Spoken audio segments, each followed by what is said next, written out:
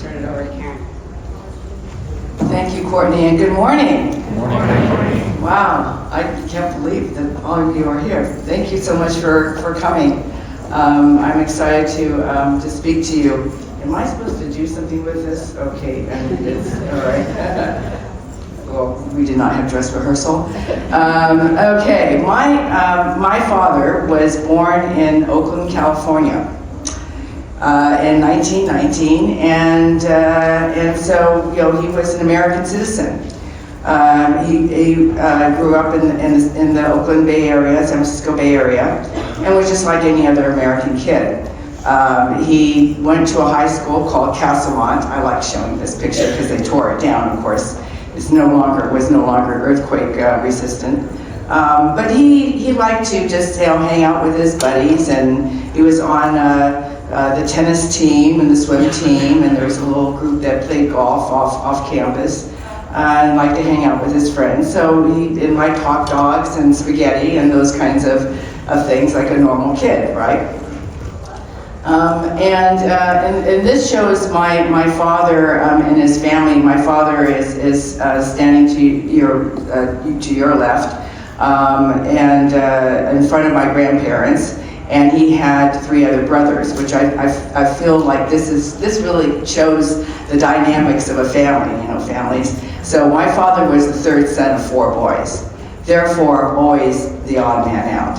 And was told by this is a cut flower nursery in Oakland, California, and my grandfather was able to buy land before the Alien Land Law took into effect on August 10th, 1913. So now we're back talking about alien land laws again, which is interesting. And so after that time, if you were an immigrant, you could not buy land. And that's why you will read stories later on that for some families that wanted to keep their land, they passed it on to their sons, mostly, that were American citizens, to keep it, in the family and keep it legal. And so for a lot of the Japanese American families or Japanese families in the Bay Area were in the flower business. And I always like to point out the backstory to the Japanese American incarceration. It was really economic immigration. Because as we do in this country, when we want cheap labor, we go to other countries. We did that for China. We recruited them to build the railroad. So in the early 1900s, when Japan's economy was really poor, our government goes over to the 5 prefectures, which are like counties in Japan that are heavily agricultural, and recruited people like my grandfather. Come to America, land of opportunity. You can do all these great things, and then we'll treat you like a slave and give you deplorable conditions to live in and not pay you very much money. But my grandfather was able to start this business, and thanks to a Portuguese banker. So he was an immigrant, and was very, very kind to my grandfather. And so with the bombing of Pearl Harbor, and even before that time, this was kind of this was the propaganda that started up, right? And so this is the way that people were being treated, and also with the agriculture, with the Japanese immigrants that had done so well in agriculture. They knew how to work the land. The farming associations of California wanted to get rid of the Japanese immigrants, because it was like the same thing. You're taking away our jobs. So we're back to that routine, as far as before the war. And so this kind of kept up, especially after the bombing of Pearl Harbor. And this could have been actually the title to my father's story, I Am an American, because that's the way he thought of himself. He just happened to be of Japanese ancestry. This photograph was taken by Dorothea Lange. Does anybody know Dorothea Lange? So she was actually hired by the U.S. government to take photographs during the incarceration of, to show like the government's treating these people really, really well. But then she took other photographs that the government didn't want people to see. But instead of destroying them, which you'd think they would have, they put them back in storage, and now it's a book called Impounded. So you'll see a lot of the picture photographs of Dorothea Lange's, I think probably, do I have the one of the Tanforan in here? And that, not in this one. So there's one of the racetrack, Tanforan racetrack, where my father eventually and people from the Bay Area were sent to. Those were the, quote, the assembly detention prison centers. That's where everyone was gathered first in different parts of up and down the West Coast. So what the government did was to find racetracks that they just whitewashed the horse stalls. You had a light bulb and gaps in the wood walls and dirt on the floor, and you got a cot and an army blanket, and that's how people had to live for 3 or 4 months before they were sent off to one of the 10 kind of permanent, if you will, incarceration camps. And so those are the kinds of photographs that are in there as well. And so my father and his family and a lot of people from the San Francisco Bay Area were sent up to Topaz, Utah. Anybody from Utah? Aha. So this is like, I don't know if you've ever been out there. It's like 2 hours outside of Salt Lake. It was the first time I just was the keynote speaker for the Topaz pilgrimage at the beginning of September. A lot of the incarceration campsites have these pilgrimages to, bring back people that maybe were probably children, because many of our Nisei, people like my father, have all passed away, that second generation. So some of their families have gone to these sites to see, where their families were incarcerated. And so it was such an emotional experience for me, because they do have the diagram of where the barracks used to be. And so I stood where my family was, and it was just, I just cried. That's Tanforan. So the Tanforan racetrack then is to your left of the Topaz, sign, which is where where a lot of the guard towers were around there. That's not really showing a guard tower. That's more just the sign. But my father disobeyed the military orders and was arrested on May 30th, 1942. He, like I said, he thought of himself as an American citizen. Why should he go to a prison camp when he had done nothing wrong? And there was, due process of law was denied, right? Because this was military necessity, which now we call national security. So no one had their day in court, no access to an attorney, no hearings or trials.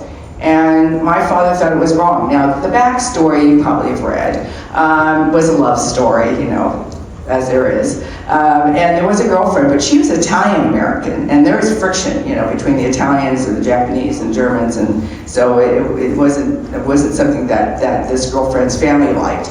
But they wanted to, my father wanted to stay and just, live out his life as an American citizen. And so he was actually arrested on the street corner on May 30th, 1942. We think somebody spotted him. We don't know really how these San Leandro police officers showed up and said to my dad, have you seen a short, Japanese person here? And my father goes, no. And then all of a sudden the MPs, show up, and so, game's over. So he had, changed his name to a Spanish Hawaiian name. Who knows where that came from? Called Clyde Sarah. And I said, well, where did that come from? And he said, well, it was probably his girlfriend's idea. His girlfriend had a lot of ideas. And my mother would say, to make sure everyone knows it wasn't her, because she would have never deserted my father. And then also you might have read that he had some plastic surgery. Well, she read something in the newspaper, and it was her idea. But it was kind of a waste of money because my grandmother, recognized him right away. So it was like this guy didn't even do anything. But that's what you do when you're in love, right? And so, but when my father arrived at Tanforan, and was 30 days after everyone was already there, the community men decided to have a meeting underneath one of the bleachers. Now, Tanforan, if you know anything about horse racing, was a racetrack, right? So home of Seabiscuit. Anybody know Seabiscuit? So there was like a big, huge bronze statue of Seabiscuit and a little plaque saying, well, the Japanese Americans were imprisoned here. Now we've changed that. We do have a better recognition of what happened. But the Japanese men and American men had a meeting under this bleacher to decide whether or not my father should carry on fighting his case.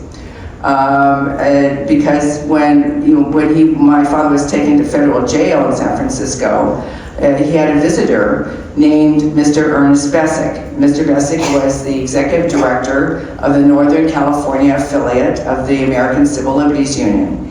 And he read that my father had been arrested, and he was looking for a test case because he thought the Japanese American incarceration was unconstitutional, and asked my dad if he'd be willing to be a test case. And Mr. Bessick said, if need be, we'll take it all the way to the Supreme Court. And my father thought for sure by the time that it reached the Supreme Court, they would see it was unconstitutional. That's how much he believed in that Supreme Court. No comment now. But the community men did not invite my father to this meeting. So when my father saw his oldest brother, my dad asked, well, what happened? And he said, well, Fred, we don't think that you should carry on fighting your case because you're going to make it bad for the rest of us.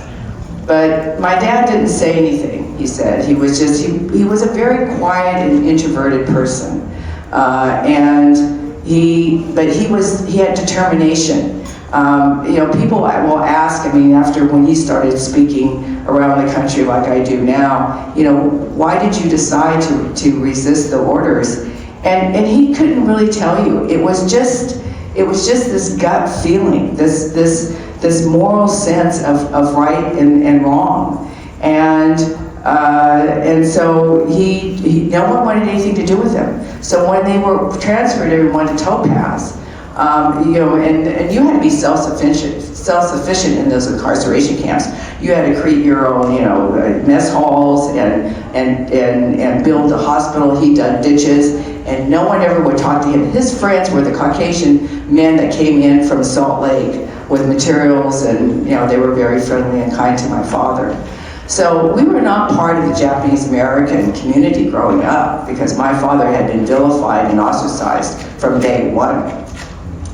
And so by the time and what's so significant is by the time that my father's case reached the Supreme Court, which is the 80th anniversary next month, December 18th, to me it's like incredible how relevant my father's Supreme Court case is more today than it was back then.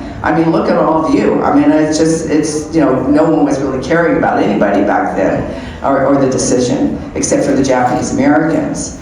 And so it's considered, to this day, still one of the top 5 worst Supreme Court decisions. Now, the clock is ticking, so we'll see. But that's the case. And so in 1980 and 1982, is there a picture of Peter Ironson here anywhere? No. Okay, sorry. We did not have rehearsal. When in 1982, there was a man named Professor Peter Ironson. He was a legal historian. And he was wanting to write a book about the World War II Supreme Court cases. Now, you probably heard of Gorin Hirabayashi and Manyasui. They resisted the curfew. Then there's Mitsui Endo, who doesn't really get much notice because it was a habeas corpus case. And she was an American citizen. She was born in Sacramento. She worked actually for the city. She was a secretary. And then of course then she was imprisoned. Now she reported and didn't violate any orders and was put in this prison. So obviously her case was, I've done nothing wrong. I don't have any charges. You have to let me out of here.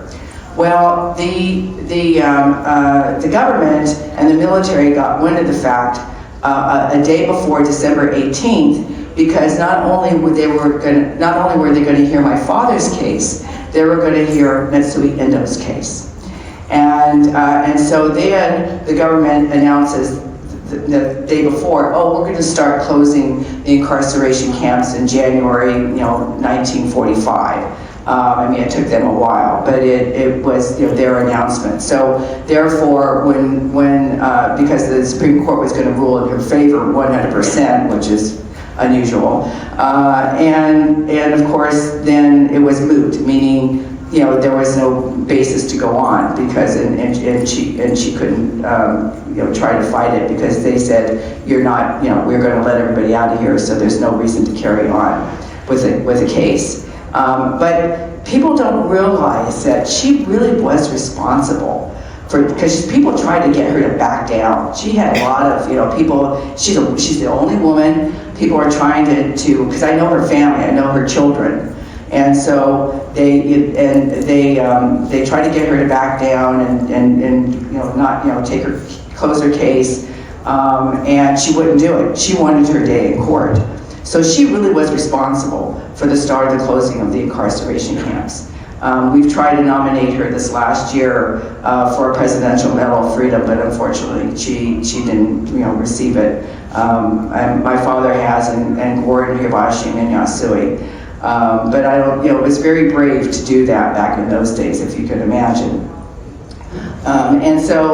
But the day of my father's case, it wasn't unanimous. Hirabayashi's and Yasui's cases were unanimous in the Supreme Court. But my father's decision was 6-3. And the 3 dissenting opinions are the most important today. So Justice Robert Jackson, anybody from New York? Because you have the Robert Jackson Center in Upper New York in Jamestown, great center. They do education. I just spoke there for Constitution Day on September 17th. And so he was one of the dissenters.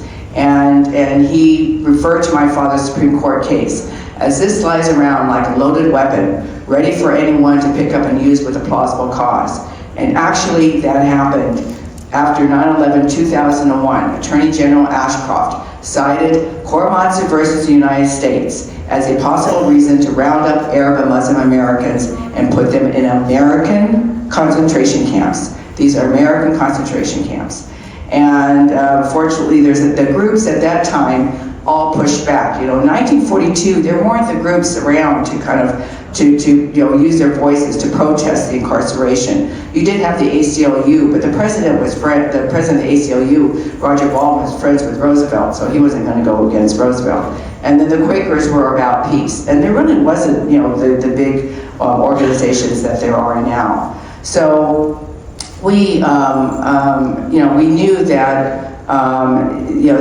That was, my father knew that was something that he had to speak up against, and he was one of the first to do that. And so that's why his case, keeps coming up in different conditions. And then Justice Frank Murphy, called the incarceration the ugly abyss of racism. Think about that term, ugly abyss of racism. Because even my friend, former Justice Stephen Breyer, when he goes around the country, he told me he always points out that term, because he always marveled at the way what that meant. And then and Justice Owen Roberts, not related to the Chief Justice, called it unconstitutional. So those, dissenting opinions are very important. If you're doing government, want to bring up for the older students maybe some type of primary documents. These are the kinds of things that they can look at and see what the courts were thinking about at that time. It's amazing to me that when Peter Irons was doing this research for his book, he had gone to Washington, D.C. Now, this is also at the time the President Carter had sanctioned a commission to review the War Relocation Authority, WRA. They were the ones that were overseeing how the incarceration camps were being managed.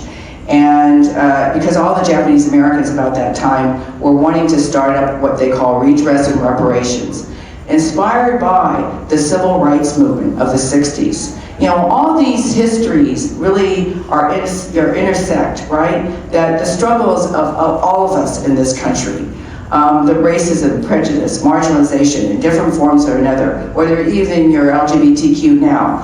You know, this is part of what brings us together, and we need to know our, not only our own stories, but other people's stories, so that we, can kind of get along here. I mean, it's really upsetting to me at this time that my father would be really upset of the divide in this country. I don't care who he voted for. And so that's why it's so important, why I'm here, trying to support all of you, because you have the most important job. You should be paid hundreds of thousands of dollars, right? Yeah, well, I keep working on that. Try to work with the Federation there, it's like, they need more money. And so he found, Peter Irons found the evidence in Washington, D.C., that proved there was no military necessity. Now, first he looked in kind of U.S. citizen files, and nothing was there. And then somebody said, well, look in immigration and naturalization. And there was this big, huge box that hadn't been looked at in almost 40 years, wrapped up in rope, and it was very dusty. Now, he tried to get in the first time, and the lady that was at the reception wouldn't let him in. And then he went back, and fortunately she was sick, so he got in. You have to be persistent here is the point. And when he undid the rope and looked at the top of the box, was the only surviving document, 1 out of 10, from the Department of Justice saying, we are lying to the Supreme Court. And there's a lot of supporting documents below that. So that was the smoking gun. That's what it took. It also took the Freedom of Information Act, I want to remind you, because that's always very important to study, because that's how he was able to get into these files. And then at the same time, there was a researcher that was hired by the WRA, Aiko Yoshinaga, who was looking at evidence, and they met in National Archives. And then they were noticing that, Aiko wanted some materials that Peter had, and Peter wanted some materials that Aiko had, and so they met and decided to work together. And that's how the redress and reparations movement really became stronger. But Peter knew that with the smoking gun, because it showed at that time that the Department of Justice had withheld evidence, destroyed evidence, and altered evidence. And on that basis, they were able to reopen my father's case along with Gordon and Men, because they had already served their sentences of probation, and so they could, there was no statutory of limitations on this. But then Peter, being Caucasian, professor, legal historian, said it wasn't up to him to reopen up these Supreme Court cases. So he knew of a group in the San Francisco Bay Area that had been working on different aspects of redress and reparations. And he met with Dale Minami. Now, Dale Minami was my father's lead counsel, and he helped to coordinate the other two legal teams, because my father was San Francisco, Gordon was in Seattle, and Men was in Portland when they violated the curfews. So they developed all these three teams and worked together. And when I talk to students, and especially law students and university students, the way they create these teams is because this person knew that person, knew that person, knew that person, and then they came together. And so it's about those relationships that you make along the way, that you don't have to do this alone. that you do this in coalition. So they opened up my father's case, and on November 10th, 1983, it was overturned and vacated by Judge Marilyn Hall Patel. But it's very unusual for a for the plaintiff to be able to make a statement in court, and this is what my father said. And I actually was sitting next to him on the sofa in their house when he was writing this, and it was a bit longer, but this is part of it. So he said, "As long as my record stands in federal court, any American citizen can be held imprisoned, or concentration without a trial or hearing. That is, if they look like the enemy of our country. Therefore, I'd like to see the government admit they were wrong and do something about it. So this will never happen again to any American citizen of any race, creed, or color." Fred Korematsu, who was not, he started off being a welder and ended up to be a structural draftsman. So, it wasn't like he was any type of professional type of career. And because he always spoke from the heart. He wanted to make sure that something like the Japanese American incarceration wouldn't happen again. And so for all of his work in crisscrossing this country and speaking to teachers and organizations and anyone who would listen to him, not only about his own story, but the implications of the Japanese American incarceration, that he received the Presidential Medal of Freedom in January 1998. And actually we had the ceremony on Martin Luther King Jr.'s birthday, actual birthday, which was really, truly amazing. And there was 14 other recipients there as well. So I met Chief Wilma Mankiller, who was the first American woman Indian chief, and people like Justin Dart, who was really responsible for our American Disabilities Act. So a cross-section of people. Frances Hesselbein saved the Girl Scouts of America. Those type of people. I mean, there was people like David Rockefeller that had lots of money. And my father said that when he went to introduce himself to David Rockefeller, because, why would he know anything about Fred Korematsu? You would think, Mr. Rockefeller said, "Oh, Fred, we're so proud of you, of what you've done." What's next? Okay, sorry. Whoops. Back up. Oh no, how does this work? Okay, there you go, okay. So, how am I doing for time? I'm gonna need a timer here. I'm like the ever-ready battery, I can just keep on going. And the one thing also that was when Judge Marilyn Hall Patel, she gave it in court that day, and I have to tell you, there was, it was in San Francisco Federal Court, and all these people started coming because it was the day in court that none of the Japanese Americans ever had, right? Like my father's generation. By that time, unfortunately, my grandparents had passed away.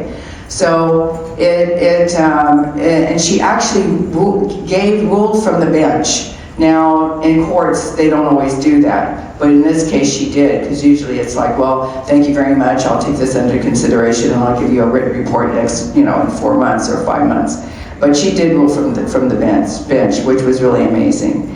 And so I've learned a lot since then. And in 5 months before my father passed away in 2005, because he attended the last conference was in Los Angeles, and he turned to me. He was almost 86 years old, and he said, "I can't do this anymore. I'm too tired. Now it's up to you." I mean, me? I'm not an attorney. However, I will argue with any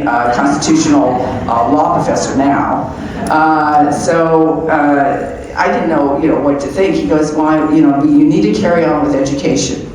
And I'm the oldest. I have a younger brother who's 4 years younger, and I'm the oldest. And it was like, well, now it's up to me, type of thing, was what my brother said. And I didn't know how to do that. It took some time, and that's 15 years ago. That's when we started the Fred Korematsu Institute, and for education. And we also wanted to create curriculum, which we did. So you can go to korematsuinstitute.org if you haven't already, and put in your email. They'll give you a password, and it goes to the curriculum. You can download that. We're going to be updating curriculum. We try to keep doing that. And so my father put his name to several amicus briefs after his case was overturned in 1983. And then organizations started asking me. And because obviously, my father's case was still on the Supreme Court record, which is still on the Supreme Court record, by the way, and I'll clarify that, that the Supreme Court only can reverse itself. A lower court cannot. So Korematsu versus United States was always out there, and they couldn't just go to the court and say, well, we want you to reverse this case. It doesn't work like that, of course not. And so when the incoming president, I should say, was the former president in 2016, but in January 2017, about 3 days before my father's birthday on January 30th, Google contacted me. Now, poor Google's getting attacked these days, but they do good things. Google contacted me, and they said they wanted to do a Google Doodle about my father, because what had happened was this incoming president, former president, issued his first executive order, which was the Muslim travel ban.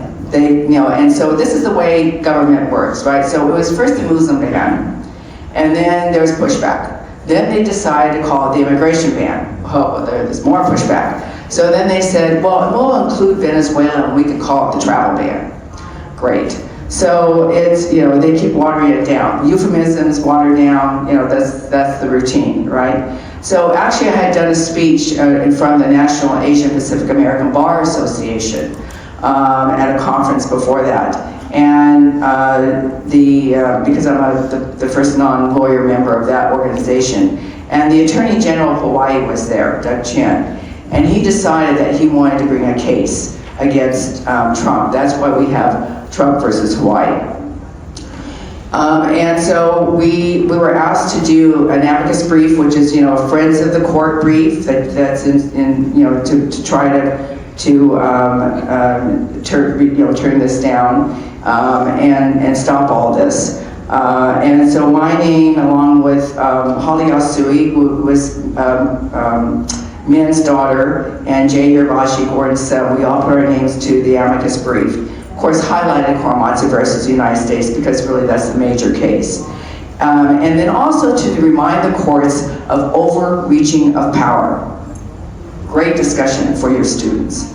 And so, unfortunately, we lost. But for another dissenting opinion, read Justice Sotomayor's dissenting opinion.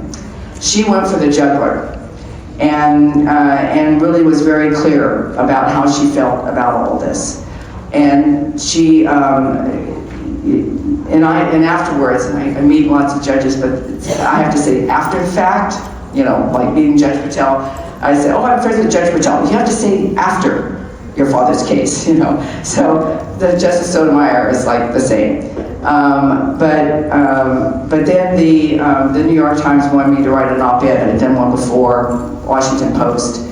And as I said, all the Supreme Court did was replace one injustice with another. So I mean, I don't consider that a primary document, but certainly relative, right? So these are the kinds of things that people could do to stand up and to work together, and to remind our country of the dangers that we all face, and our rights that we have as American citizens. And you know, for me, I was really upset about that ban, that Muslim travel ban, because it was, you know, we had racial profiling, and that was religious profiling. Well, you know, that's against the Constitution as well.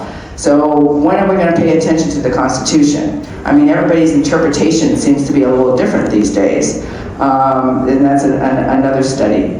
But I really feel like these kinds of issues are very important and relevant, and who knows what your students are going to be facing in the future. So this is what some of the curriculum I told you about that we had created, and how this was done was because in 2010, there was an assembly member from California that asked if they wanted to create a Fred Korematsu Day of Civil Liberties in the Constitution for the state of California on January 30th. And I said, oh great, a holiday. He goes, nah, costs too much money. So I said, okay, well, I thought that would be okay. It'd be, you know, day, not only, you know, it's a day of recognition and honor, but more importantly, for education. So our superintendent, as we encourage other superintendents of education in different states, to, you know, to bring attention to my father's fight for justice, and about education, you know, not only about the Japanese American incarceration, but how it relates to our issues today.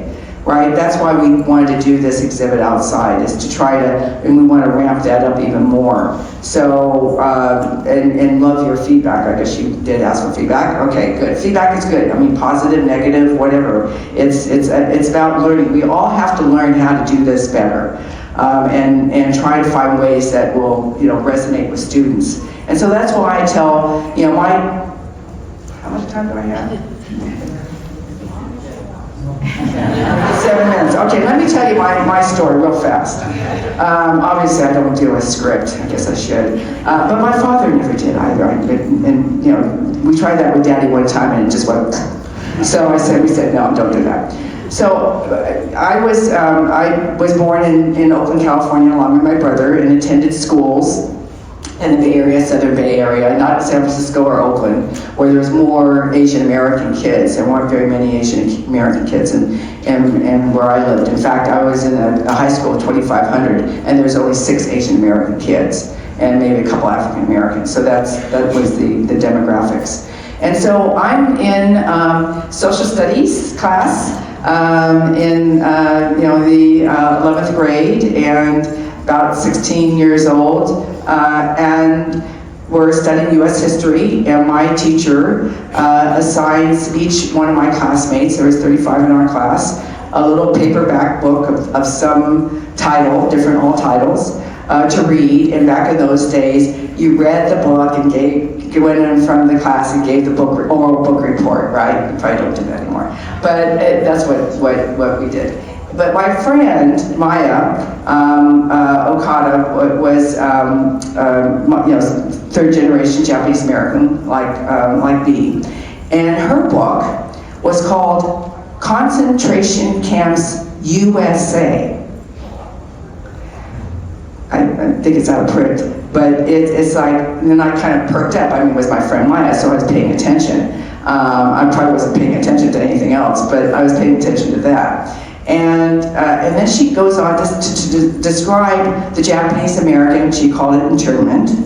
And I thought, well, what's that? And she's talking about these deplorable conditions, and you know, where these camps were across the country, and et cetera, et cetera. And then she said, but there was this one man who resisted the military orders, and it ended up to be a landmark Supreme Court case called Korematsu versus the United States. Oh. That's my name. And I have 34 pairs of eyes turning around looking at me, and I'm shrugging my shoulders thinking, well, there has to be some black sheep of the family. You know, my father's oldest brother didn't turn out to be the shining light after all, so I had to be him. And then I said to my friend Maya afterwards, after class, it was last class of the day, and you know, your eyes just, you know, your kids, you probably can see your kids in school, and at one point their eyes just kind of glaze over, and they're not even listening to you. That was me. So I said to her, what's this about? And she said, well, this is about your dad. I said, no way. Somebody would have told me. And I said, why didn't you tell me? Well, I thought you knew. And then I couldn't figure out, well, how come this teacher gave Maya the book and not me? I mean, it's, you know, he said, well, I thought you knew. I mean, everybody thought we knew. And so, of course, back in those days, there were only pay phones, no cell phones. And I had to stand in line trying to, you know, put in my 10 cents, and then my mother was one of these yackers, you know, and so was always busy. So I run home, burst into the door, ask her, and she goes, yes, this is about your father. And I said, well, when were you going to tell me? Well, when you got older. Well, I am older. Well, maybe when you go to college. I said, oh, okay. And I said, well, you know, are there any papers? No, there's no papers. And I started asking them all these questions, and then I got the standard answer. Well, you'll have to wait until your father gets home to ask him. And, you know, Daddy worked, you know, 2 jobs. I mean, not only did he, you know, face housing discrimination, redlining is always a good, you know, issue to talk about. He had employment discrimination, so he didn't get home until 8 o'clock at night. And so I asked him, and he got very quiet. Like I said, my father was a very quiet person, very, you know, very introverted. And he just said to me, it happened a long time ago, and what he did he thought was right, and the government was wrong. That clear and simple. And I could see this hurt going over his face. It was like somebody just socked me in the stomach, and I couldn't ask him any more questions. I was very close to my daddy. But I did ask him if he could vote, because it was right before the election, and even though he served a sentence, he could vote. Different states do different things if you have a federal conviction. And so they had studied the ballot and all that. And then, so that was like 1966. We did not speak about it again until Peter Irons came to the House in 1982. It's you know, it's just like, why didn't I become an attorney? But you know, that's the way families are a lot of times. You know, it's too painful. And the irony to the story, my brother is 4 years younger, found out the same way in high school. And he said, well, why don't you tell me? I said, you know, 4 years. I mean, he was always telling me, you know, don't boss me around, you're not my mother. I mean, you know, that kind of thing. And he played softball with his friends, and, you know, don't tell me what to do kind of attitude. So, you know, now we're very close. I mean, he helps me with the Korematsu Institute and graphics and all this designing and everything. But this is how the curriculum came to being. And now we have, you know, 7 states total. And we have, actually we have a bill in the House of Massachusetts. I'm meeting one of the representatives later on. It's in 3rd committee, and other people want to do it, you know, do different bills to establish Fred Korematsu Day in their state. So, you know, stay tuned. I'm trying to make it a federal holiday, but you got to have, you know, a lot, but it's not going to be for another 4 years, let me tell you. So don't hold your breath. So if my father were here, he would say to you, stand up for what is right, and don't be afraid to speak up. Thank you.